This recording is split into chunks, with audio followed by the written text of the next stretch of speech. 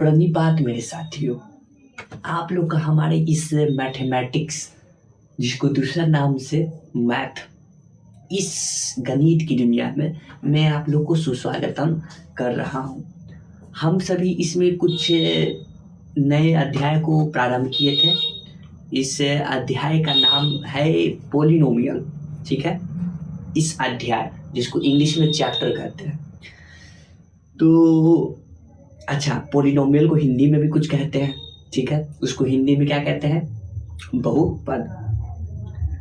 तो इस चीज की हम लोग पढ़ाई प्रारंभ किए थे, जिसको अध्ययन कर रहे हैं। तो ये हमारे इस इंडियाज एजुकेशन प्लेटफॉर्म पे आप लोगों को इसकी ज्ञान का अर्जन उपलब्ध हो रहा है, ठीक है।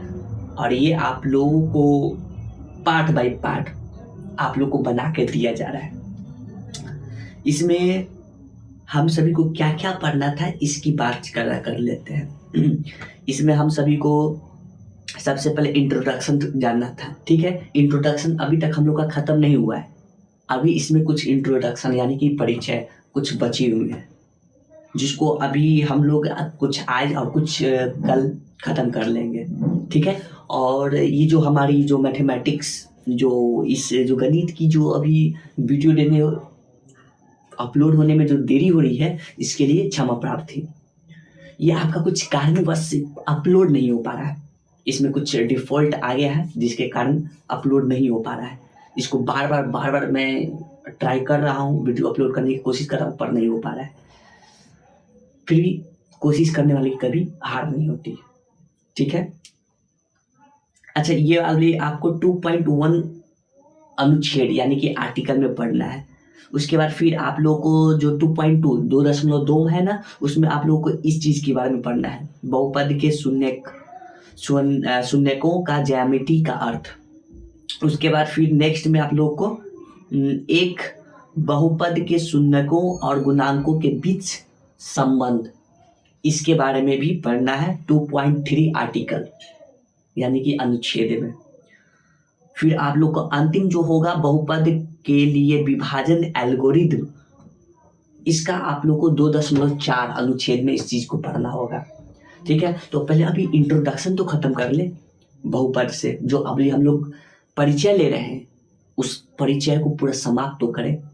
उसके बाद फिर इसको तो खत्म करना ही करना है, ठीक है। तो प्रारंभ करते हैं और विलंब ना करते हुए आज के हमारे इस परिचय को आगे बढ़ाते हैं, ठीक है। किसके बीच में? बहु और सास के बीच में। No no no no no no, सिर्फ और सिर्फ किसके बीच में? बहुपद के बीच में, ठीक है। आइए,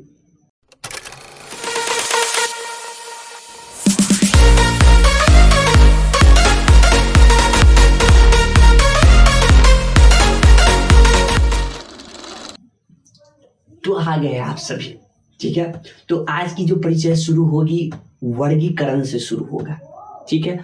हम लोग पोलिनोमियल यानी कि बहुपद को ये जाने थे, ये किस किस शब्द से यानी कि ये मिलकर बना था। तो ये दो शब्द से मिलकर बने थे, एक पोली और दूसरा नोमियल, हिंदी में बहु और दूसरा पद। इस दो शब्द से मिलकर इस चीज को बनाया गया था। अब देखिए, अब बात यहाँ पर यह है कि अब हमारे पास जो बहुपद है उसके तो जाने, जिसके अऋणात्मक घात हो, वैसे बीजीय व्यंजक जिसके अऋणात्मक घात हो वह हमारा बहुपद कहलाता है, ठीक है। तो इस बात को तो समझे थे, जाने भी थे। तो अब यहाँ पर बात क्या करना है कि अगर ऐसी बात है तो उस बहुपद में जरूरी नहीं है कि आपका जो मिले बहुपद वो खाली एक ही तरह का हो। यानी कि इसके आधार की अगर बात करें तो इसका वर्गीकरण 2 हिस्सों में बांटा गया है इस बहुपद को, ठीक है। इसको और अच्छे से समझने के लिए इस चीज को, बहुपद को, तो पहला हिस्सा जो वर्गीकरण जो किया गया है वो हमारा है पद के आधार पर, और दूसरा जो है घात के आधार पर।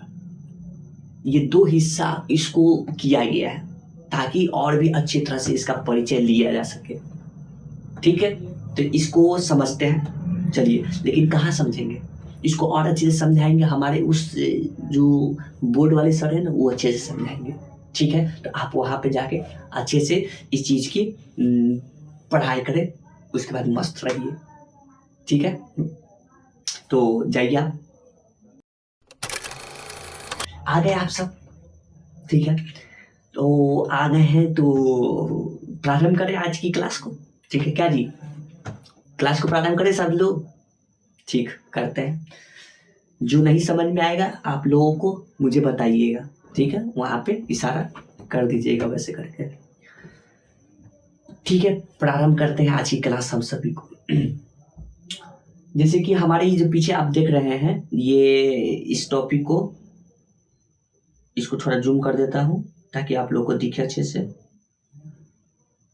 ठीक है, हाँ, तो ये जो देख रहे हैं हम सभी, ये चीज जो वर्गीकरण किया गया है, ठीक है, तो इसको पहले लिख लेते हैं। क्या लिख लेते हैं? बहुपद का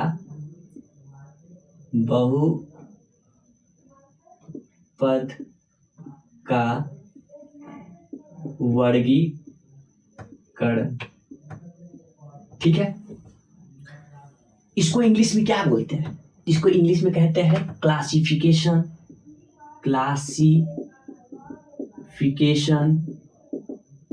ऑफ पॉलिनोमियल। इसको इंग्लिश में ये कहते हैं। ठीक है, कोई दिक्कत नहीं। तो ये जो हमारा जो चीज है, इस चीज को दो हिस्सों में बांटा गया। ठीक है, वो दो हिस्सा क्या था? अगर उदाहरण के तौर पे बात करें तो उदाहरण में मेरा दो हिस्सा था।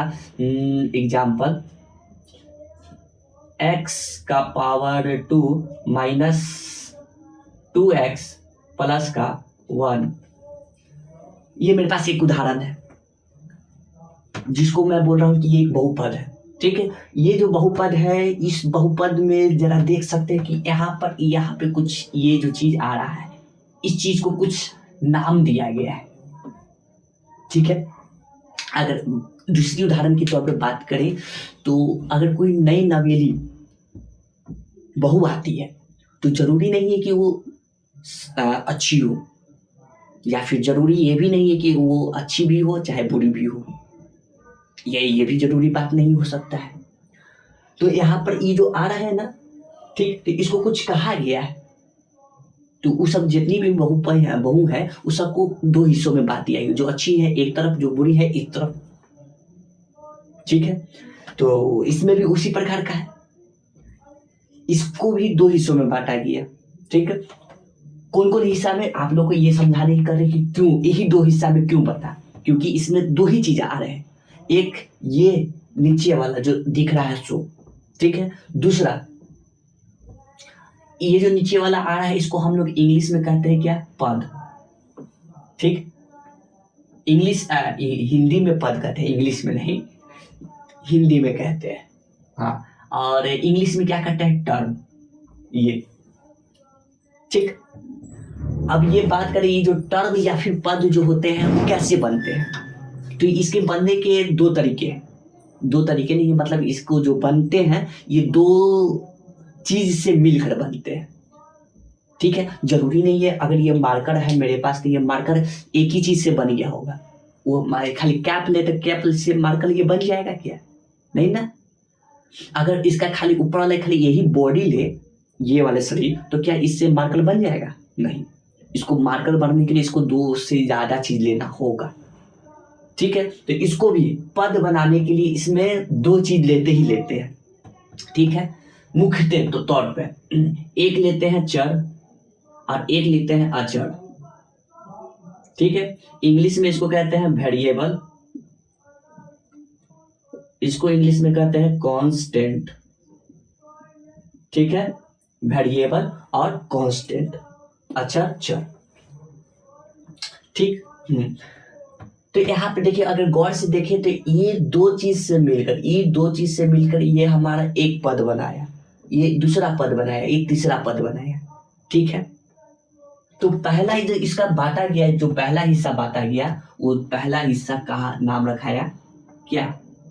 पद के, इसको थोड़ा और बड़ा लिखते हैं, है ना जी, और बड़ा ना।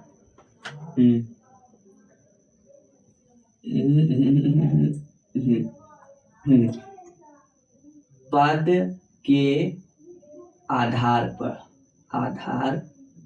पर, ठीक है, कोई दिक्कत नहीं। इसको इंग्लिश में क्या कहते हैं? इसको इंग्लिश में कहते हैं on the basis of term, ठीक है। पद को इंग्लिश में टर्म कहते हैं, तो इसलिए इसको term, on the basis of term. अच्छा, ये तो बात समझ में आ गया, समझ में आया, ठीक।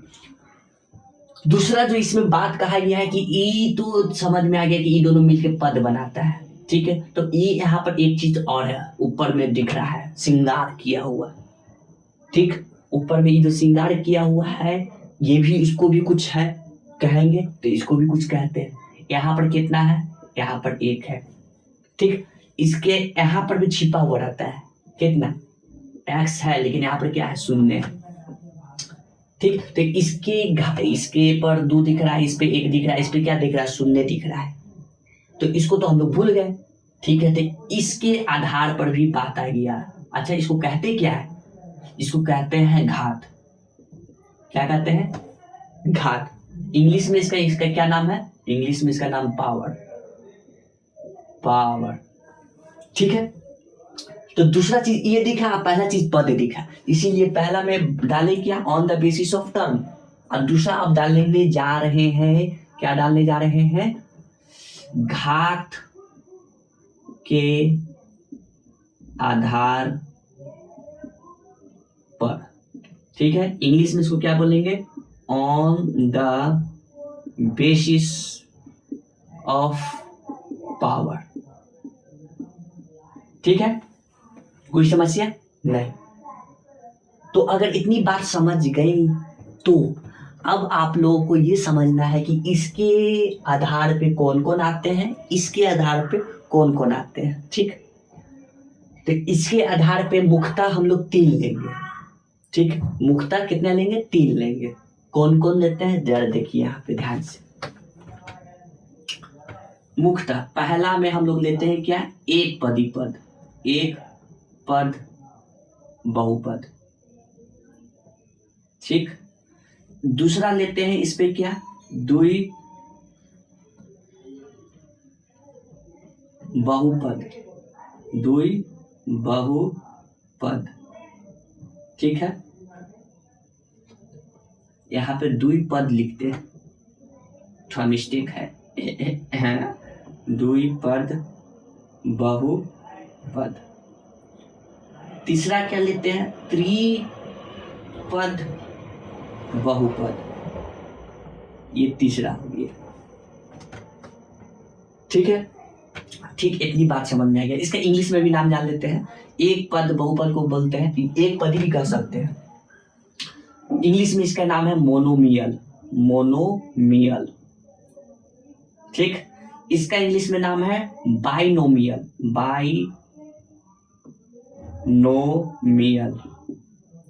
ठीक है। इसका इंग्लिश में क्या नाम है? ट्राइनोमियल, ठीक है। इसकी परिभाषा भी जानेंगे, लेकिन परिभाषा मैं नहीं आप लोग बताऊंगा, आपको परिभाषा वो बताएंगे जो अभी आपको बोर्ड पे, वो डिजिटल बोर्ड पे बता रहे थे, ठीक है। अच्छा, यहाँ पे एक पद को इंग्लिश में बोला जाता है मोनो, यानी कि जिसमें एक पद हो, यानी कि कुछ ऐसे बहुपद होंगे जिसमें आपको एक पद मिलेगा, ठीक है, उसको मोनोमियल कहा जाएगा। कुछ ऐसे बहुपद मिलेंगे जिसमें आपको द्विपद मिलेंगे, सिर्फ 2 पद मिलेंगे। जैसे फॉर एग्जांपल में अगर बात करें तो आपको यहाँ पे ऐसे देख लीजिए, x² माइनस का 10, ठीक है, x² माइनस का 10, ये एक पद यहाँ हुआ, ये दूसरा पद हुआ, ठीक है। उसी तरह इसका बात करें तो यहाँ पे इसका बात कर देते तो 100x, ये एक पद का उदाहरण हुआ, ठीक है।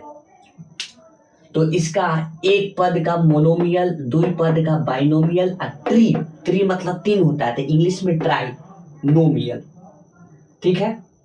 ये किसके आधार पे हुआ आपका? पद के आधार पर। ठीक है, ये गांव वाली होगी बहू, इधर आपको जो मिलेगा शहर वाला। कौन सा? शहर वाला। कौन सा आप लोग को ठीक लगता है, ये वाला कि ये शहर वाला? बताना है जरूर। ठीक है, चलिए इसके आधार पे देखें तो इसके आधार पे आपको कौन कौन मिलता है बात करते हैं। इसके आधार पे सबसे पहले मुख्यतः इसमें भी 3 लेंगे, ऐसे तो बहुत सारे हैं, मुख्यतः 3 लेंगे। ठीक है, मुख्यतः में सबसे पहले आ जाते हैं रैखिक बहुपद। ठीक है, दूसरा इसमें आ जाता है क्या? द्विघातीय बहुपद। अच्छा, एक मिनट, इसको एक और नाम से जाना जाता है रैखिक बहुपद को। ठीक, वो दूसरा नाम है इसका एक घातीय बहुपद। दूसरा द्विघातीय बहुपद। ठीक है, कोई दिक्कत? नो। तीसरा इसमें आता है त्रिघातीय बहुपद। ओके। लेकिन एक बात इसमें ध्यान रखेंगे मेरे भी जितने भी प्यारे साथियों हैं, यहाँ पर पद आ रहा है। ठीक है, और इसमें क्या आ रहा है? इसमें आ रहा है घातीय। इसमें क्या होता है? श्रृंगार किया हो रहता है, इस चीज में श्रृंगार मांगता है। ये श्रृंगार इसका है, घात जो सर पे लगा हुआ है। इसमें क्या है? इसमें श्रृंगार नहीं देखना रहता है, इसमें देखना रहता है कि नीचे क्या चीज है। नीचे कहने का मतलब इसमें यहाँ देखिए, ये यहाँ क्या है? पद, ये पद। ठीक है, जहां पद है वो नीचे वाला देखिए, घात है तो श्रृंगार। इसका इंग्लिश में भी नाम जान जाए, इंग्लिश में इसका नाम है लीनियर पोलिनोमियल। ठीक, इसका इंग्लिश में नाम है क्या? इसका इंग्लिश में नाम है क्वाड्रेटिक पोलिनोमियल। बहुत अच्छी बात है। इसका इंग्लिश में क्या नाम है? इसका नाम है, देखिए ट्री है ना, ट्री का होता है ट्राई। ठीक, यही होता है, ट्राई ये होता है। ठीक है, तो आगे क्या है? घातीय है, तो घातीय का इंग्लिश क्या होगा? पावर। तो आप लोग सोचेंगे कि यही मिला के बना देते हैं,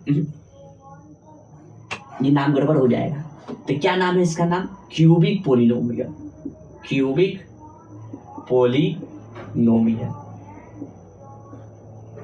ठीक है, बात समझिए? ठीक है, इतनी बात समझिए। तो ये घात के अनुसार हुआ। ठीक, इसमें क्या होता है कि जो हमारा ये होता है ना चर, उसमें घात और घात कितना रहता है? 1 रहता है, 1। इसमें कितना होता है? घात 2 होता है। जैसे कि आपको यहाँ पर देखिए, यहाँ पे दिख रहा है ना, इसके घात कितना है? इस सब में सबसे ज्यादा जो चर होंगे, उस चर में सबसे ज्यादा वाला घात ये है।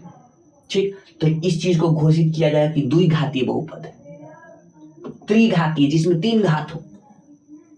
ठीक, कोई दिक्कत नहीं है।